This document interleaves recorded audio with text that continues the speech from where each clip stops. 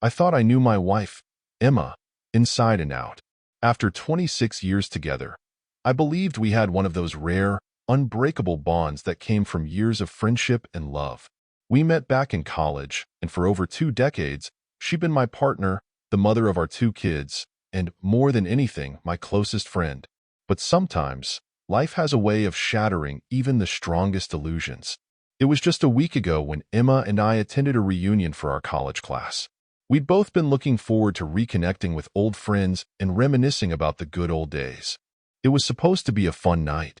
Little did I know that this evening would turn into the first step down a path of painful revelations and unimaginable betrayal. At the reunion, we ran into David, an old classmate who had once been openly infatuated with Emma. Back then, everyone knew about his feelings for her. I even remember how persistent he'd been, not letting go even when Emma and I had started dating. After college, I assumed he'd moved on, but seeing him again made me wonder. His greeting felt a bit too intense, his smile holding a hint of something I couldn't quite place. The evening proceeded as expected, with old friends reconnecting and laughter flowing freely. But David lingered near Emma, and it was clear that he was just as fixated on her as he had been back in the day. He sat across from us, his eyes never leaving her, as if he were trying to memorize her every feature. To break the tension, I asked him if he had brought anyone to the reunion, and he replied with a dismissive laugh, mentioning he was single and had experienced a rough divorce. As the night went on, I saw Emma and David talking a bit more than I was comfortable with. I shrugged it off initially, telling myself that it was just old friends catching up. But Emma's expressions were a little off. She looked guarded, almost tense, and there was an awkward silence that lingered after every interaction. For some reason, I couldn't shake the feeling that something was going on, though I couldn't put my finger on it. Eventually, I left Emma and David alone to get drinks. When I came back, I noticed David whispering something into Emma's ear, which made her smile in a way I hadn't seen in years. It was a little unsettling. I'd never been the jealous type, so I told myself I was just being paranoid and left it at that. The night continued with more dancing, laughter, and conversation, and I found myself eventually pushing any nagging feelings to the back of my mind. Emma seemed more comfortable as the evening went on, and even David's unsettling presence faded as I began to focus on the positive energy of the event. Around midnight, people started drifting away. Emma and I decided to head home. It wasn't until a few days later that I saw something that would change everything. One night, while browsing online, I came across a forum where people discussed various topics and shared links. As I scrolled, a title caught my eye: "When You Discover Your Partner's Hidden Life." It was the kind of title that sparks curiosity, so I clicked on it, wondering if it was just another dramatic story. In the thread, someone mentioned a website with private and amateur videos. At first, I wasn't sure why I kept reading, but something about it gnawed at me. After scrolling through several comments, I decided to investigate. It felt absurd and a little invasive, but a gut feeling had been festering ever since the reunion, and curiosity pushed me further. After creating an account, I scrolled through dozens of profiles, feeling a strange mix of dread and disbelief. Just as I was about to log out, I saw a video preview that made my heart stop. The title had no name but mentioned a familiar face. Hesitant, I clicked, and in an instant, a grainy video filled my screen. A video of my wife, Emma. I sat there in shock, feeling an almost surreal detachment as I watched. I barely recognized the woman on the screen, even though I knew every detail of her face, her expressions, her voice. There was Emma, laughing and talking to a stranger as if it were the most natural thing in the world. The camera quality was low, and the lighting was dim, but there was no mistaking her. As the video played, I tried to find some way to rationalize what I was seeing. Perhaps this was just a coincidence, a lookalike? Or maybe it was some kind of prank, a terrible mistake. But the longer I watched, the more undeniable it became that the woman in the video was, without a doubt, my wife. My initial reaction was to slam the laptop shut and try to erase the image from my mind.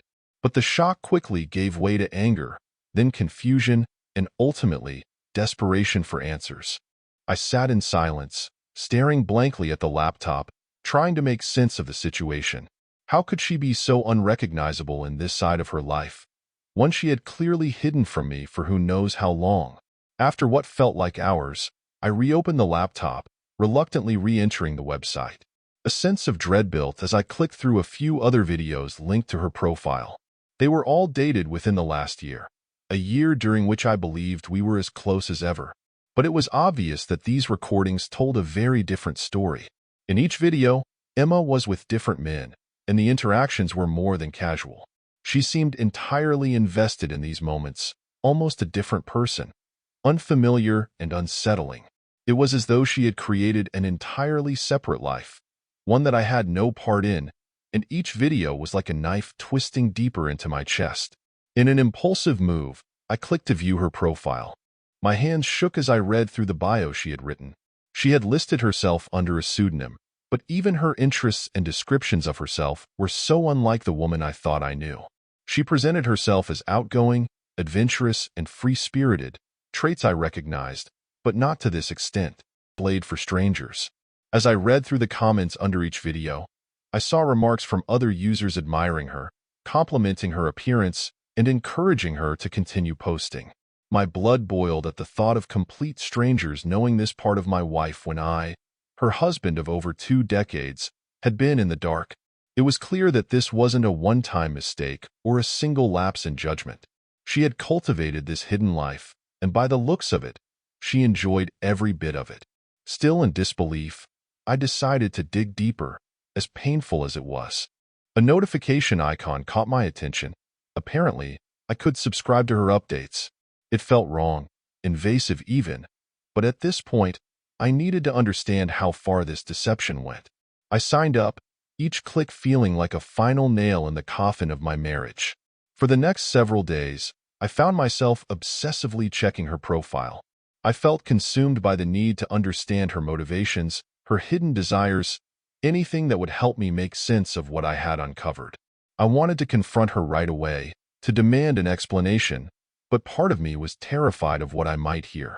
How do you face someone who's been living a double life right under your nose? My mind raced through memories of our life together, searching for signs I might have missed. Every late night, every sudden mood swing, every girls' night out now took on a sinister new meaning. I recalled the reunion and the way she had interacted with David, wondering if that had been a clue I'd simply ignored. How many of those nights had I been naive enough to trust she was where she said she'd be? Each night, I sat alone, drowning in questions and plagued by memories.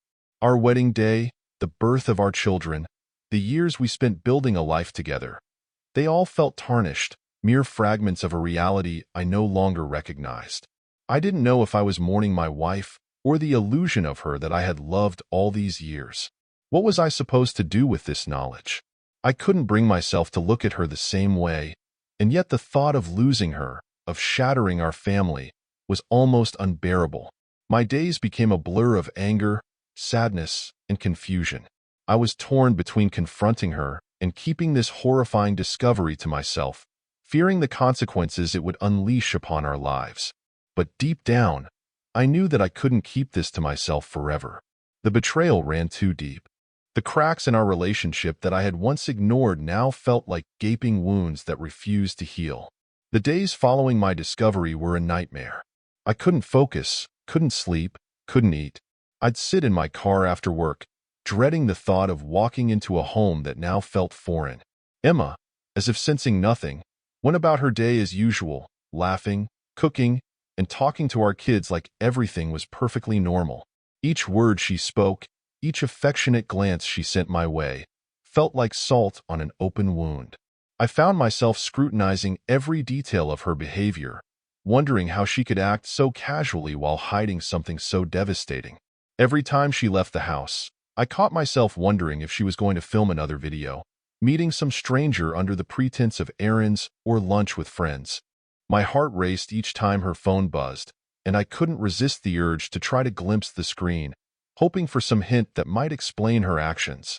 One evening, while she was in the shower, I did something I'd never thought I would, something that crossed every boundary I believed in. I unlocked her phone and began scrolling through her messages, emails, anything that might give me answers. There was nothing incriminating, No obvious signs of a double life. Her conversations with friends were innocent, her messages to me warm and affectionate, and her calendar filled with reminders for family events, grocery lists, and doctor appointments. I felt as if I were in some alternate reality. How could she hide it so well? The phone offered no clues, but I couldn't stop there. My obsession had grown into an all-consuming desperation. Late one night, I found myself on her profile again, scanning for any updates. New videos had been posted since the last time I checked, and the dates showed she had been filming regularly, right under my nose. Each video description, each comment, was like a blow to my chest. She was living a life that seemed more honest, more unguarded than anything I'd ever known about her. It was then that I realized her secret identity had thousands of followers, people who knew her in ways I never did. They called her by her profile name, lavishing praise, commenting on her free spirit and confidence. Some even claimed to feel a connection with her, and she responded to them with casual friendliness, thanking them, responding to their compliments. It was as if she had a second life where she was someone else entirely, a person she didn't want me, her husband, to know. Unable to hold it in any longer, I decided to confront her. I'd planned out what I'd say 100 times, though none of it seemed to fully capture the betrayal I felt. When I finally gathered the courage, I felt more exhausted than enraged, every word heavy with months of pent-up frustration. "Emma," I said quietly one evening, after the kids were asleep, "I need to ask you something." My voice sounded foreign, choked with tension. She looked up, concerned, setting her book aside. "Sure, what is it?" she replied with a smile, though I could see a flicker of worry in her eyes.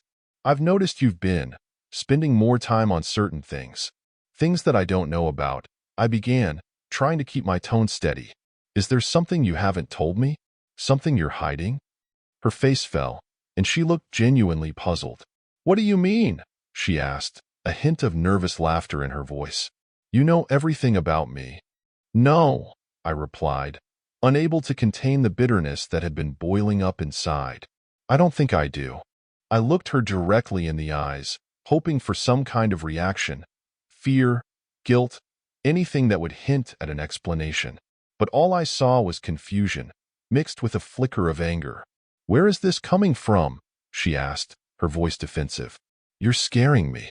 Why would you think I'm hiding something?" I took a deep breath, steeling myself. "I know about your videos, Emma. I know about the profile, the subscriptions, everything. I've seen it." The words hung in the air, suffocating and final. She looked at me, her face a mixture of shock and horror. The color drained from her cheeks, and she opened her mouth to speak, but no words came out. After what felt like an eternity, she finally stammered, "How? How did you find out?" I wanted to scream, to ask her how she could stand there and play the victim when she was the one who had lied, who had created a life outside of ours. But instead, I found myself whispering, my voice broken, "Why? Emma, why would you do this?" She sank down onto the couch, her hands covering her face, and for the first time, I saw a glimpse of the woman I had loved all these years, vulnerable and broken. But it was too late for tears or apologies. I needed answers, something to help me understand the woman who had become a stranger before my eyes. She looked up, her face streaked with tears, and began to explain, her voice wavering. She told me that it had started as a way to explore herself, something she had felt was missing from her life, a way to break free from the routine she felt trapped in.